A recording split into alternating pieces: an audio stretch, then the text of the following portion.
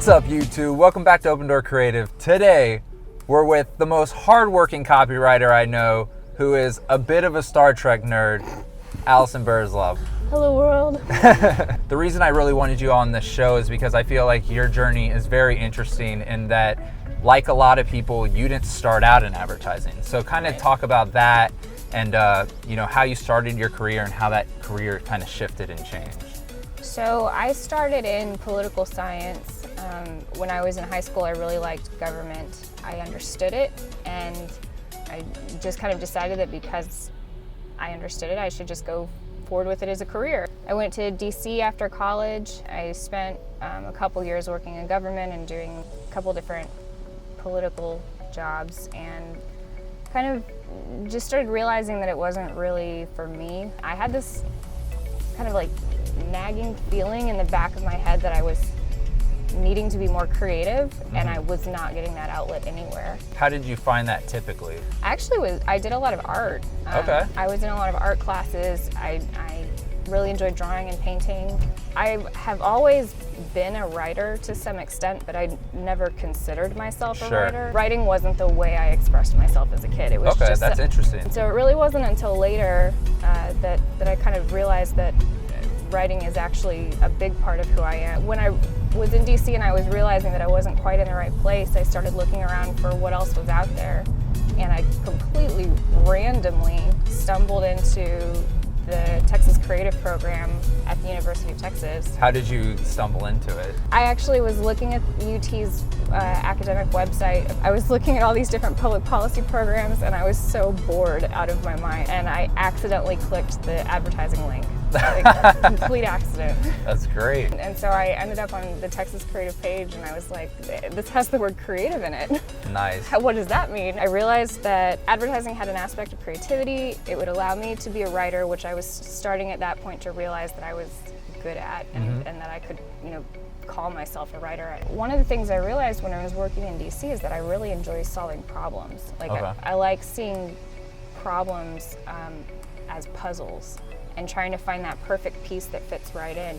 And working in the government, it was kind of frustrating because even if you find what you think is the perfect pieces to solve a problem, doesn't necessarily mean that everybody else around you is going to see that as the solution to the problem, or even if people do agree it's the solution to the problem, it doesn't mean it's going to move forward. But with advertising, as a copywriter, I was realizing that if a brand had a problem, I could be part of that solution. I could find the concept that would solve the problem that they were having. Yep.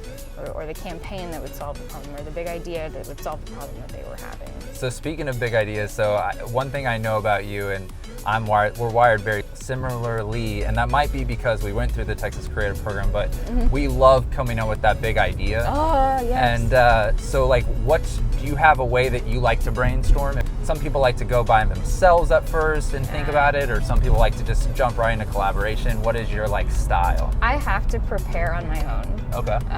I don't need to solve the problem by myself, but I have to start doing some research on my own.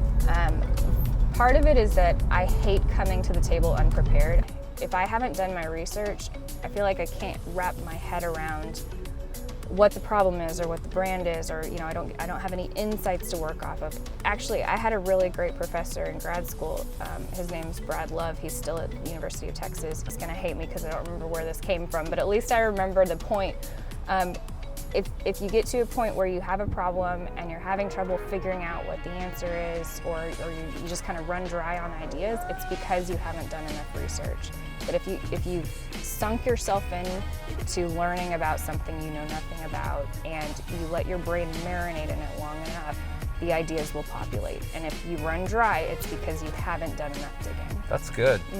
That's really good. Yep. So once you got into the UT Creative sequence, what was that? Was it like a whole new world? Did something open up?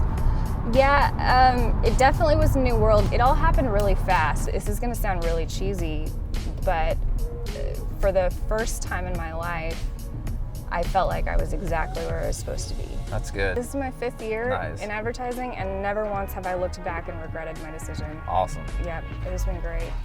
So after the creative sequence, what did you do? There's this competition called the Big Ad Gig. Yep. It's basically a competition where if you get past the first round, which when I did it, you had to answer a question via Twitter. And Interesting. yeah, and so depending on how they scored you in that round, you moved on to the finals. Oh, weird. That's cool.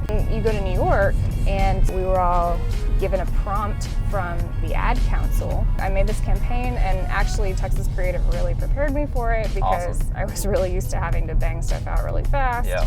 I had to present my campaign to 6 of the top CEOs from major ad firms. Oh, shit, that's nerve-wracking. Based on who won,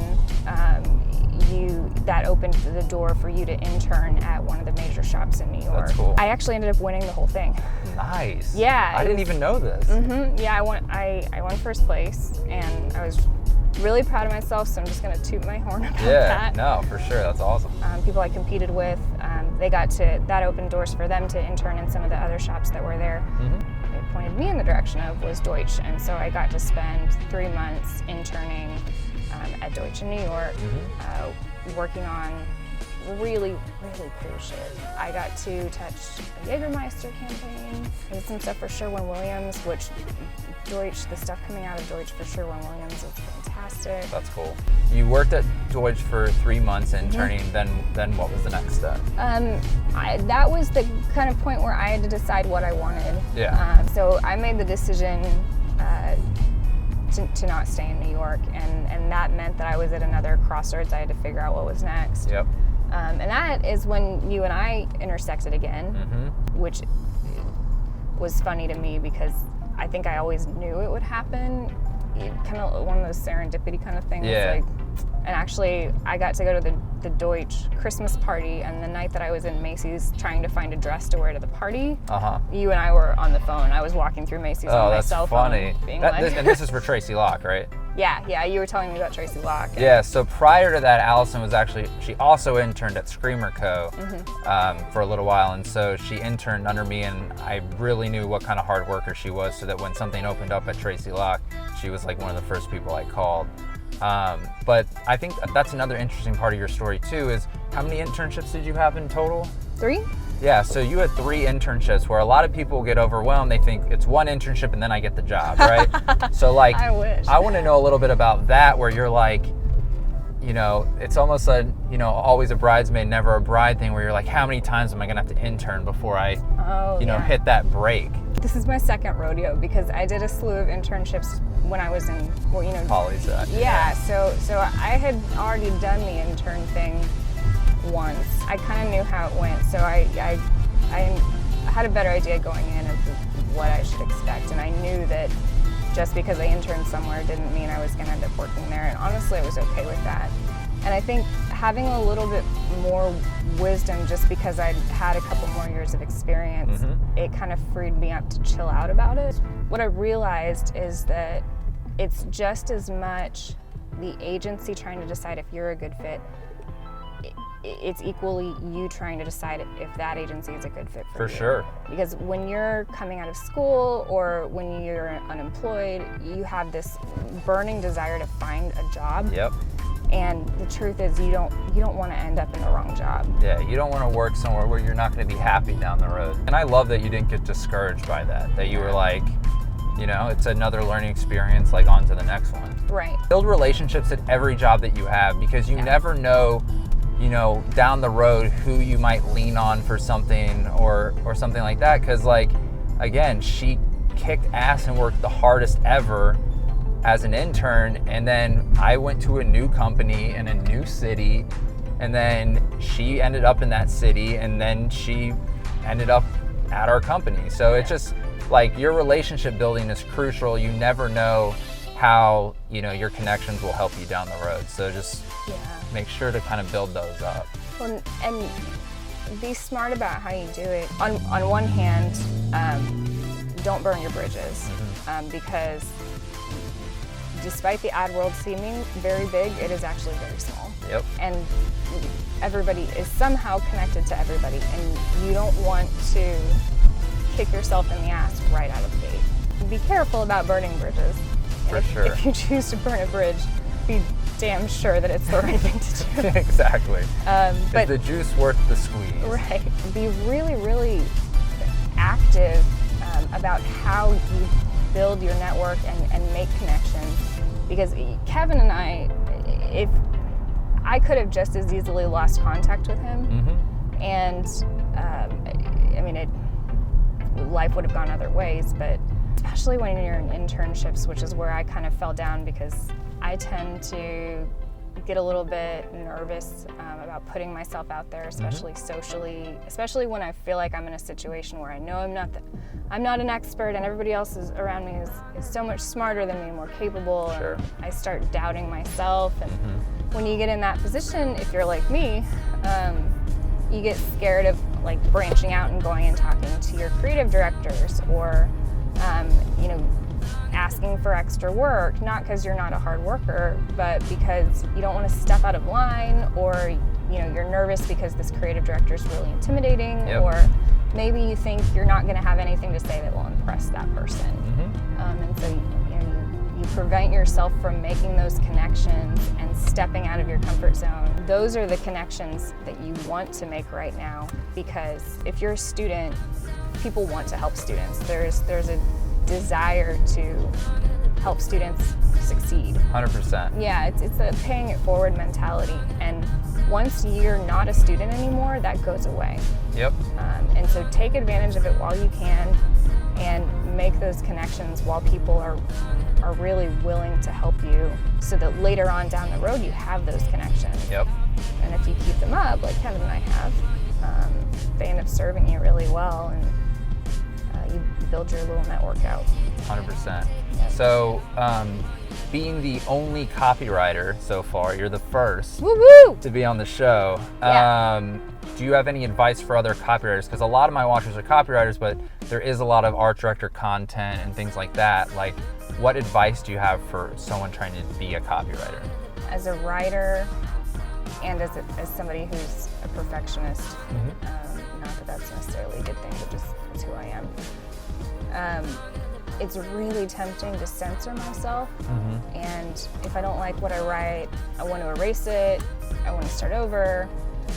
And the truth is that when you're doing any form of creative writing, you have to get through whatever's in your head. You have to process whatever thoughts are in your head before the good stuff starts coming out.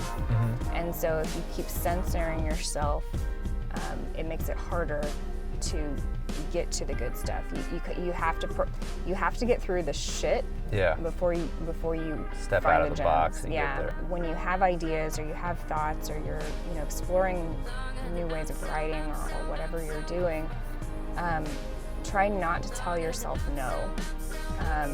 Kind of force yourself to think through even ideas that seem crappy on their face, and try and find what's good about them, even if the entire idea or piece of writing isn't good. Try and pick out what is good about it and build off of that and see where that takes you. Creative skills, especially concepting skills, they get rusty. Yep. You don't use them, they start to atrophy. And so and I think that's especially because in school you're told to concept, be creative. Right. But once you get in the industry and half the assignments are not that, that's I think where a little bit of the rust comes on, because you're not constantly pushing yourself out of a box. Yeah, you gotta, even when the client's not asking for it, you have to find ways to make sure you're keeping your skills up, or else when that awesome assignment does come along, you're not gonna be ready for it. For sure. Yeah. All right, so just to close this out, is there anything you'd like to plug? If you want to look at my portfolio, you can find it on my website, which is AllisonBurzlaff.com. Here. This. Yes. I haven't updated it in a while, so you can still see some of my student work and some stuff that I work on in my actual real life job that pays money now. Thank you for being on the show, first copywriter. Yeah. You broke that seal. Hopefully we'll get more on here to give interviews, but that's all we got for you today. Awesome. Later. Thank you.